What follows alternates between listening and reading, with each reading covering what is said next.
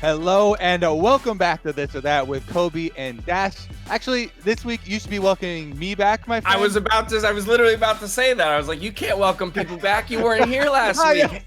Welcome back to Business as Usual. As you saw yesterday, looked a little bit different, sounded a little bit different, but right back to business as usual. We've got, what, 8 slides? We got today? 8 slides. It's a big one. I mean, they heard you had a week off, so they wanted to make you work when you came back. I'm ready. Action packed. Let's get into number 1. See what we got. First team, all-pro support. Core JJ, especially on the Bard, has been popping off. He has returned to his MVP greatness, I feel like. So he's definitely giving Vulcan a run for his money now. Yeah, I got to go with Core JJ on this because of his performances most recently and on playmakers like Bard, which you pointed out. Like, he's doing it in slick fashion as well. And, you know, it pains me to say that because Vulcan was like the snubbed Cloud9 player all spring long, right? And then here we are having a conversation about how another support might be above him. But I don't think it can be ignored that Core JJ has been the biggest piece of Team Liquid's victories most recently and why they are tied for first with Cloud9. This one is so hard because Vulcan is also still performing really well. Yeah.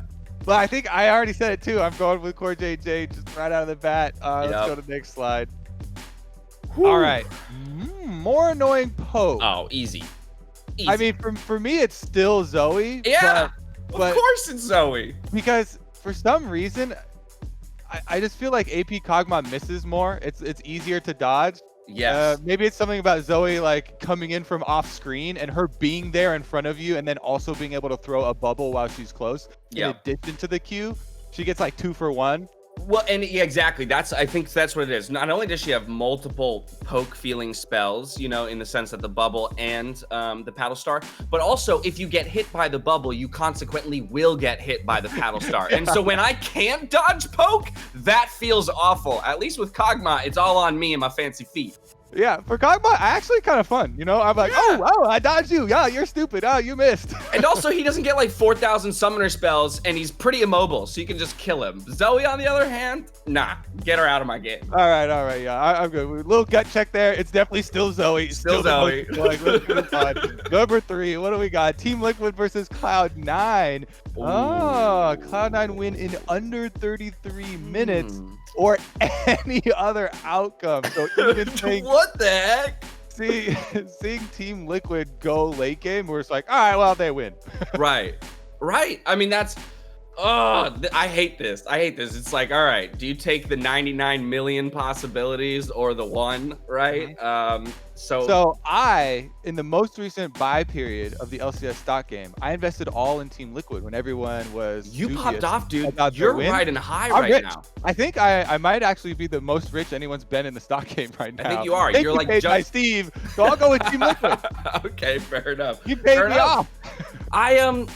I gotta, you know what? Okay, I'll go to the other side. I'm gonna go to the other side on this one. Devil's advocate. C9 win in under 33 minutes because they're angry. That's what it's gonna be, right? This is a C9 with a fire under their ass. They've taken more losses than they had in the entire spring split. They're coming out to make a statement. I actually did like after the Cloud9 game where they're like, all right, we are testing a couple of things. Also, we brought out the big guns, the Galio, the Callista, and we smashed them. I was like, okay, yeah, all right, they're a little bit mad. So that microwave slide's looking pretty good too. But exactly. Let's move on to the next one. All right. Keep 1, Spica or Broken Blade. Ooh, man. I honestly would keep Spica because he does not take up an import slot. He still has a lot of young potential to me. I feel like he does have a lot of talent. He's one of the youngest players in all of the LCS, actually. And Broken Blade, he is. And Broken Blade, there have been a couple of specific champions where I'm critical of him. He's been really good on a lot of champions for TSM, but a lot of the gangplank play, I'd say especially, makes me question. I mean, when I think Broken Blade, I want to remember the highs of like the Vladimir play in playoffs last year. Even his tank play, like Ornn and stuff, he has popped off. Exactly, and so like when you think of those moments, that's what makes me want to go with keep Broken Blade, because at least if he could find that level of consistency, I'd be happy with him being that good, and then finding a better jungler to support the rest of the team. But I kind of like where your head's at, which is we've given Broken Blade the right amount of time to level into what we imagined would be a top-tier top laner. And Spica, on the other hand, he's shown the glimpses of brilliance, but not the consistency, and he's still young. So let's give him the time. All right, you've convinced me. I'm going to go. You've convinced me. You argued me into a Spica call. I like that you vocalized my argument to Yeah. yourself. You're like, good points, Kobe. Yeah. I just had to work through it. I had to get there myself. Yeah. Let's get to the next slide here. Better team. Is it the Golden Guardians or FlyQuest? After FlyQuest recently started sliding down. Now 6-6 for a lot of teams. It's still FlyQuest. Okay. It's got to be, right? I mean, I can't accept that players like Ignar, Power of Evil, and Santorin are bottom tier, players, are bottom half players. I still believe this team is going to find their way to top 4 at the end of the split. Well, maybe top 5. Maybe top 4 is a bit too generous. Whereas Golden Guardians, I really believe that they live and die by closer. Like, if closer is not having pop-off performances, we have seen how ugly their games can look. And so I think when you rely on a singular piece out of 5 to make your wins happen, you just don't have the longevity in you. I've been getting more and more enamored with the Golden Guardians as the split has gone on. Okay. Damonte's trash talk goes a long way. I love that. In addition to them kind of emulating that style that I love, that's super aggressive. They're mid laner, always trying to play Galio, these roaming champions. Last weekend they went right back to TF Galio, things with globals, so we can move around and help out other lanes. I think Haunter still is super strong top laner, so I've been getting more and more on the train, but saying they're better than FlyQuest just because FlyQuest have had the dip over the last couple of weeks is a rough one. So I'm going to agree with you. I'll slightly edge here. Sequest for Summer as well. Let's get to the next one. It's a close one, though. That was a close one. Better mid laner. Wow, we have so many judgmental slides here where we're just like, you're better, you're hot, you're not, blah blah blah. Last couple week of the split, they want us to make some enemies, Kobe, by calling out some players. Let's get some flame decals over this episode. Damonte or Pobelter, who's better? I was just talking up Damonte, but I love POB.